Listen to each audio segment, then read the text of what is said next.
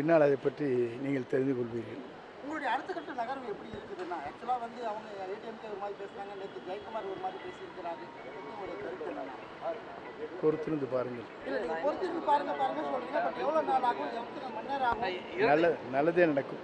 இரட்டை எலெக்ஷன் தொடர்பாக விசாரிக்கணும் அப்படின்னு சொல்லியிருக்கீங்க. அது முடக்கணும் அப்படின்ற மாதிரியான கோரிக்கைகளை வச்சிருக்கீங்களா தேர்தல் ஆணையத்தில்?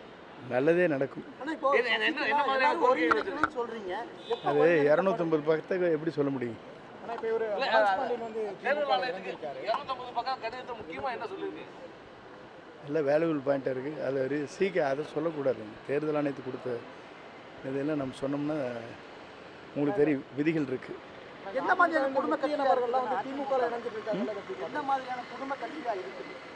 எல்லா கட்சியிலும் குடும்ப அரசியல் அப்படின்னு சொல்றீங்க. எந்த மாதிரியான உங்களுக்கு தெரியுமா நல்லாவே? நீங்களாம் போய்ட்டு மீடியாவில் போயிட்டு தான் இருக்கீங்க.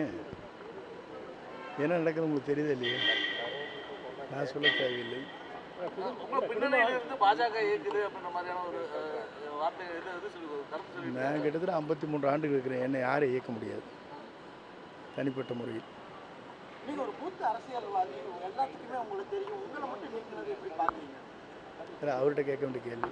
நேற்று மனோஜ் பாண்டியன் அதிமுகவுடைய ஒரு எம்எல்ஏ அவரும் வந்து திமுக போய் இணைஞ்சிருக்காரு. எப்படி பார்க்குறது? அவருடைய விருப்பம்.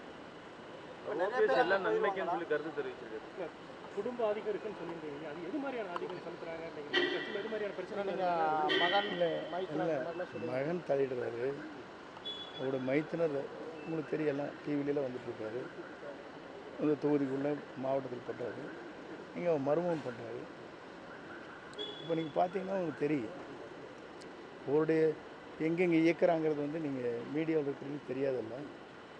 அதுதான் அதை பற்றி சொன்னேன். அது எதனால் எப்படி கட்சியில் எப்படி எது மாதிரியான பிரச்சனைகள் உருவாக்குது? மூத்த நிர்வாகிகளுக்கு அது இடையூறாக இருக்குது. அதிமுக முக்கிய தலைவர்கள் ஒவ்வொருத்தராக போய் திமுக இணைஞ்சிக்கிட்டு இருக்காங்க. அதிமுக கரைச்சிக்கிட்டே வருதுன்னு பார்க்கலாம். எப்படி பண்ணுறது? அது நீங்கள் தான் முடிவு செய்ய வேண்டும்.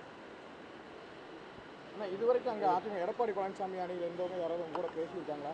ஏதாவது ஒன்று உங்களுடைய கருத்துக்கு ஏதாவது ஆதரவு தெரிவிச்சிருக்காங்களா? உங்க கூட பேச்சுவார்த்தை போயிட்டு இருக்காங்க. யாரார் பேசுகிறார் என்பது அவர்களுக்கு எனக்கு மட்டும்தான் தெரியும்.